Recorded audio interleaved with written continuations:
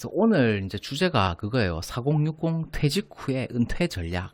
어떻게 가져가야 되느냐. 그게 이제 요즘 최대 이슈인 것 같아. 58년 개띠부터 해서 그 베이비 부머의 구간에 엄청난 개체들이 이제 사회로 밀려 나오기 시작했고, 일을 기존에 하고 계신 분들, 일반 회사를 다닌다든지, 40대 초반부터 이제 뭐 퇴직 준비를 또 해야 되니까, 타이에서든, 자이에서든, 최근 뉴스 보니까 83년생, 저하고 동갑이죠. 83년생분들 은행에서 이제 퇴직을 했다고 하는데, 뭐 41세, 42세 요 사이인데, 그만큼 이제 퇴직의 시대가 또 빨라졌고 또 기대 수명은 많이 늘어났다라는 얘기죠. 사회복지제도, 사회보장제도, 연금제도 이런 것들은 과거에 인간의 기대 수명이 한 65세, 70세 정도일 때에 맞게끔 그 사회보장제도가 설계가 되어 있었다는 거죠.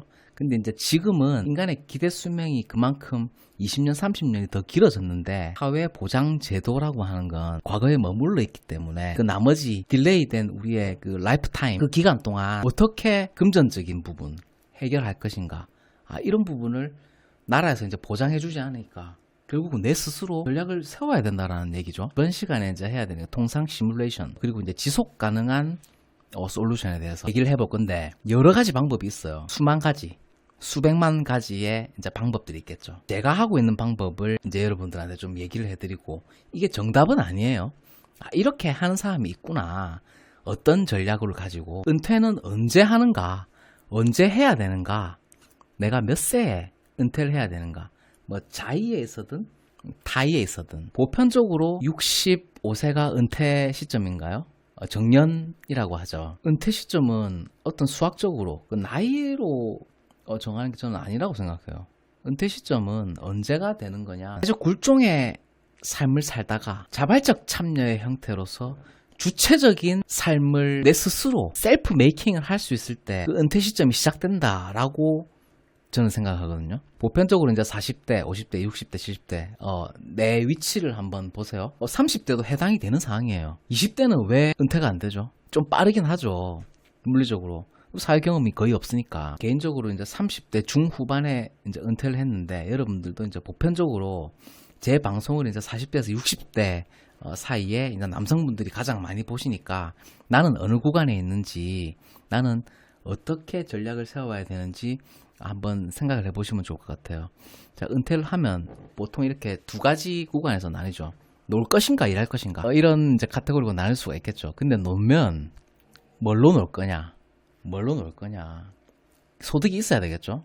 뭐 대표적으로 논다면 뭐 임대소득, 뭐 연금, 개인적으로 들어놓은 보험금, 보험으로 이렇게 타먹든지, 아니면 뭐 주택연금, 뭐 이런 것들이 있겠죠. 임대소득이나 연금으로 월에 뭐 그래도 한 200~300만 원 정도, 기초적으로 진짜 최소한의 생활비 정도, 그 정도가 나올 수 있게끔 세팅이 되어 있는 사람은 거의 없죠. 그러면은 일을 하긴 해야 돼.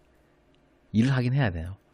일을 하긴 할 건데 어떤 형태로 일을 할 것인가. 퇴직을 하고 나서도 피고용 근로, 남이 시키는 일하고 남이 주는 월급 받는 피고용자로서의, 근로자로서의 노동소득이죠. 그렇게 형태로 일할 것인가, 또는 자영업 또는 내 사업을 해서 돈을 벌 것인가, 이윤을 만들어낼 것인가, 거기에 대해서 이제 고민을 해봐야 되는 거예요.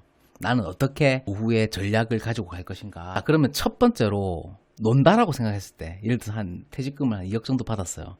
그걸로 뭐 작은 오피스텔을 산다든지, 뭐 상가를 산다든지, 뭐 그렇게 하면 대략적으로 월에 한 45만 원에서 60만 원 정도의 임대 소득을 얻을 수 있게 됩니다. 대략적인 거예요. 물론 여기서 뭐 레버리지라고 하죠. 은행 대출을 이제 사용하면 더 큰 임대 수익률을 낼 수는 있어요. 낼 수는 있는데, 그냥 대출 없이 단순하게 그냥 단순 계산했을 때 요 정도 수익을 낼 수 있다. 근데 이걸로는 좀 부족하죠. 물론 뭐 퇴직금이 뭐 4억, 5억이 될 수도 있어요. 근데 보편적으로 퇴직금을 뭐 1억 받는 케이스도 잘 없어. 뭐 여기 왔다가 회사를 또 몇 번 옮기고 이러면은 그 퇴직금 목돈이라는 게 그렇게 가지고 나올 수 있는 사람이 그렇게 흔치 않단 말이죠. 필연적으로 일을 하긴 해야 돼. 일을 안 하고 살 수는 없어요. 피고용 근로와 이제 자영업, 요 두 가지인데, 제가 이제 하고 있는 방법은 이제 그런 것들이죠. 피고용 근로, 뭐 전기기사 자격증 뭐 취득해서 뭐 전기안전관리자, 뭐 아파트 관리 과장, 뭐 이런 형태로 뭐 일을 하고 있다. 뭐 이런 이야기는 컨텐츠는 제가 1년 동안 뭐 계속 떠들어왔죠. 피고용 근로의 형태, 자영업 형태의 어떤 일, 요것도 이제 같이 오버랩이 돼야 돼요. 4명 중에 3명이 월에 100만 원도 못 번다. 이런 통계가 있더라고요. 보면 보통 자영업은 요식업이 가장 많잖아요. 뭐 통닭집, 뭐 돼지고기집, 뭐 삼겹살집, 뭐 라면집, 돈가스집, 뭐 죽집 많잖아요. 뭐 수백 가지, 수천 가지 형태가 되겠지만 뭐 프랜차이즈 형태를 한다든지 보통 그런 형태로 일을 하게 되면 최소 하루에 12시간씩 일해야 돼요. 최소. 근데 내 시간과 노력은 그대로 딱 꼬라박는데 앞으로는 벌고 뒤로 다 밑지는 장사를 하고 있다는 거죠. 그런 사람들이 거의 대부분이에요. 지금 이 시점에서 코로나 전에 풀렸던 엄청난 그 은행 유동자금, 그래서 안전한 라이프 스트레치를 위한 그 솔루션, 그 바벨 전략의 실천 사례를 제가 오늘 구체적으로 좀 얘기를 해드리려고 합니다. 피고용 근로가 이제 70%, 자영업 사업의 형태가 될 수도 있겠죠. 오버랩 돼야 되는 구간이 반드시 필요한데 은퇴를 했다고 해서 내가 바로 어떤 삶이 바뀐다든지 좀 편해진다든지 그런 걸 좀 기대하시면 이 전략은 좀 통하지가 않아요. 피고용자로서도 일을 해야 되고 자영업자로서도 일을 해야 되기 때문에 2인분의 일을 해야 되는 거예요, 혼자서. 그만큼 또 몸도 어느 정도 힘들어지거든요. 그 시간과 비용 분배를 어떻게 할 것인가. 내가 피고용 근로로 예를 들어서 이제 아파트 뭐 전기기사 뭐 관리과장 이런 얘기를 지금 1년 동안 주구장창 하고 있기 때문에 이 얘기는 조금 빼고 보통 9 to 6 데이타임에 피고용 근로를 하잖아요. 그러면 이제 이 자영업이라고 하는 거는 주말, 토요일, 일요일 그리고 이제 퇴근 후에 내 시간과 노력을 투자하면 이게 이렇게 분배가 될 수 있다라는 얘기죠. 그러면은 저는 이게 어떻게 이제 세팅이 되어 있느냐. 자, 피고용 근로가 이제 70%의 시간과 노력, 그리고 자영업 30%로 되어 있는데 이 30%의 포션은 이제 소규모 게스트하우스 사업에 분포가 되어 있어요. 이게 실제로 제가 하고 있는 이제 사업이에요. 매출 합계가 이게 한 달간 매출이거든요. 물론 이제 8월은 좀 성수기이기 때문에 매출이 좀 있는 편이에요. 이용 기간을 보시면 8월 1일부터 이제 8월 24일까지인데 실제로 하고 있는 것만 얘기를 드리는 거예요. 왜냐하면 내가 실제로 하고 있지도 않는데 그거를 가르치고 있다? 그 얘기를 강의를 하고 있다? 나는 실제로 수익이 나는 비즈니스를 구축해 본 적이 없어. 근데 비즈니스 컨설팅이라고 하는 형태로 강의를 하고 학원업을 하고 있는 것들, 그런 것들은 이제 실천 패러독스에 해당되는 거죠. 실천 오류라는 거야. 나는 이미 그 사업을 하고 있지 않아. 그 사업을 해본 적도 없어. 근데 책에서만 보고 어떤 컨텐츠의 조합에서 그거를 얘기로 학원업으로 수강료를 받고 있는 것들, 그건 실천 패러독스라는 얘기죠. 이게 유효하다라고 생각되고 내 적성에 맞다, 이건 한번 해볼만 하겠다라고 생각되시면 충분히 해볼 수 있는 일이다 라고 하는 이야기죠. 이제 8월 한 달에 이게 이제 매출이 네이버에서 예약받은 것만 이제 425만 원이고 타 플랫폼에서도 예약받은 게 한 200만 원 정도 되거든요. 그럼 한 600만 원 정도 돼요. 물론 이건 자영업이기 때문에 일정 금액의 월급을 받는 형태가 아니죠. 들쭉날쭉합니다. 그렇기 때문에 퇴직 후에 자영업만 몰빵하는 것, 이건 굉장히 위험하다라는 뜻이에요. 안 될 때도 있기 때문에. 이것뿐만 아니라 뭐 통닭집이든 뭐 삼겹살집이든 그것도 뭐 요식업이 가장 많으니까 거기에만 몰빵하는 것, 그건 위험해요. 자, 그러면 제가 이렇게 하고 있는 이제 안정적 소득, 세후 실수령이 한 300만 원 정도죠. 아파트 전기가장 예를 들어서 하면 뭐 많이 주는 데는 뭐 한 340, 50만 원 정도까지 되는데 이건 좀 보수적으로 잡았어요. 자, 그러면 이제 자영업 소득도 한 100만 원, 200만 원 안 될 때도 비수기가 있으니까 비수기 때는 한 200만 원 정도, 또 잘 될 때는 이렇게 또 600만 원 정도까지. 그렇게 하면은 월에 한 500에서 한 900만 원 정도까지 이렇게 맞춰질 수가 있다는 얘기죠. 자, 그러면은 이 자영업을 또 안 하고 내 걸 안 하고 피고용 근로로만 또 내 삶을 가지고 간다. 그것도 조금 서글퍼요. 이렇게 되면 그건 은퇴가 아니지. 은퇴의 정의라는 그 관점으로 봤을 때 남이 주는 월급 받고 남이 시키는 데잖아. 주체적인 삶이 아니잖아. 이제 은퇴 시점이라고 얘기하는 거는 사회적 굴종의 삶에서 어떤 주체적 삶으로 넘어갈 수 있는 그 단계에 있는 사람, 그리고 그 주체적으로 내 사업을, 비즈니스를 메이킹 했을 때 피고용 근로보다 좀 더 한 두세 배 정도 높아졌을 때, 그때는 이제 피고용 근로를 그만둬도 되는 거예요. 근데 어느 시점에서는 적어도 1, 2년, 최소 1, 2년 정도, 그리고 길게는 한 3, 4년 정도까지 이 피고용 근로의 안정적 소득과 이 자영업 소득, 불확실한 소득을 콤비네이션해서 독립시켜 가야 된다는 뜻이죠. 오버랩 구간이 필요하다라는 거예요. 전기기사 이야기는 이때까지 많이 했으니까 좀 자취하고 게스트하우스 세팅인데, 이거는 부동산 사업이에요. 사실은 이걸 하게 되면 어떻게 내가 이윤을 가져갈 수 있는가, 이렇게 사업 소득을 만들 수가 있죠. 일단 이렇게 손님을 받아서 숙박료를 받으니까 사업 소득을 가져가고, 그 사실 더 근본에 있는 거는 부동산의 시세 차익이에요. 시세 차익이에요. 그 시세 차익을 가져갈 수 있다. 그리고 리스크도 좀 적고, 그리고 가장 중요한 게 뭐냐면 내 시간과 노력이 그렇게 많이 안 들어가요. 그러니까 주말에만 또 일을 해도 충분히 200~300만 원 정도는 만들 수가 있거든요.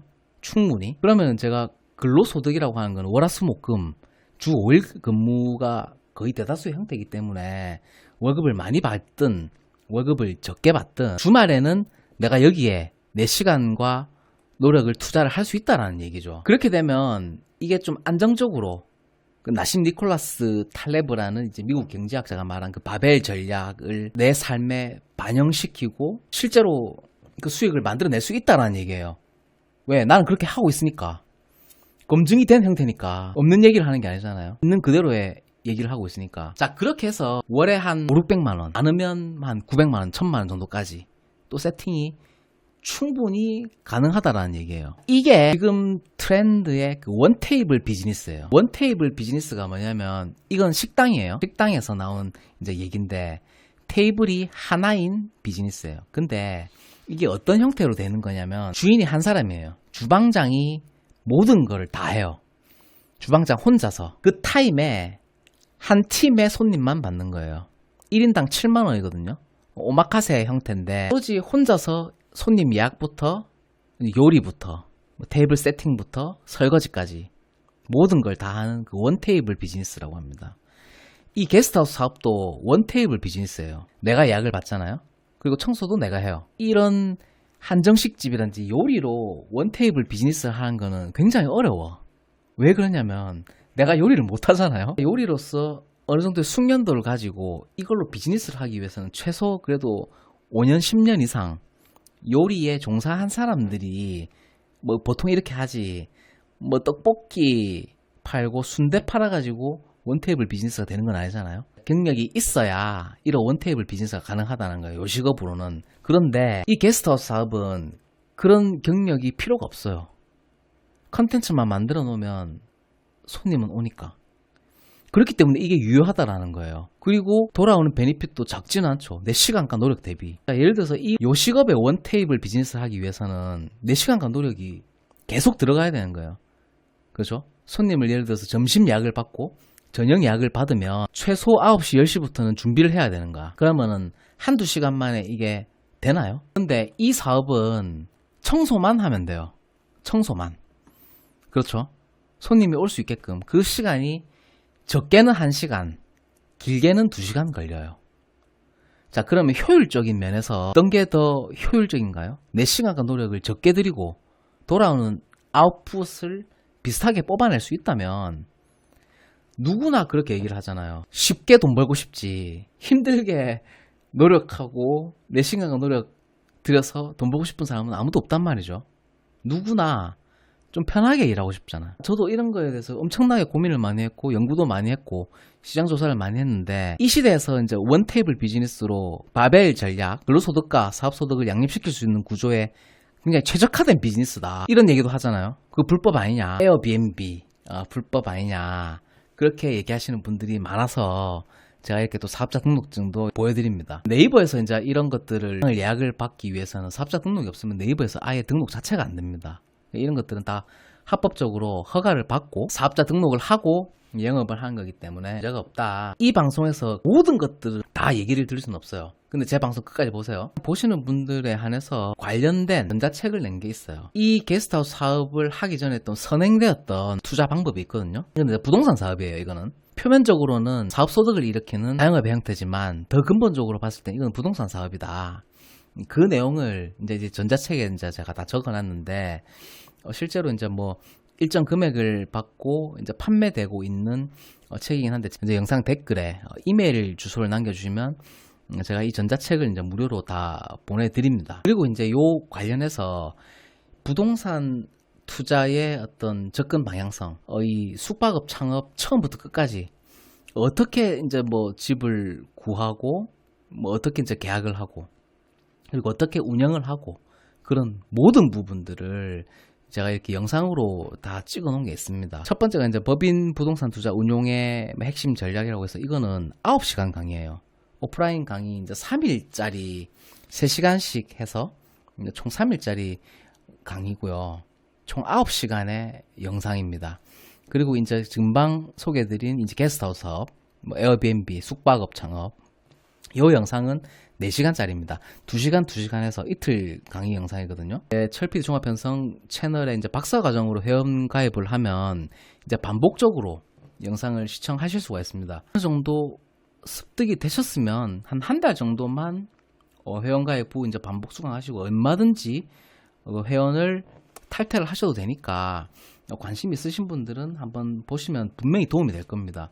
제가 실제로 이 사업을 하고 있고 또 수익도 유의미한 정도 수준의 수익을 내고 있기 때문에 노후에 좀 고민을 하고 있다든지 내 시간과 노력, 주말 정도에만 일을 해도 어느 정도 생활비 수준은 맞춰질 수 있는 수준, 그 정도로 세팅이 된다면 주 5일에는 이렇게 뭐 근로소득을 가져가고 또 주말에는 또 내 업을 하면서 좀 더 윤택한 노후를 준비할 수 있지 않을까 하는 차원에서 이제 오늘 영상을 이제 준비를 했습니다.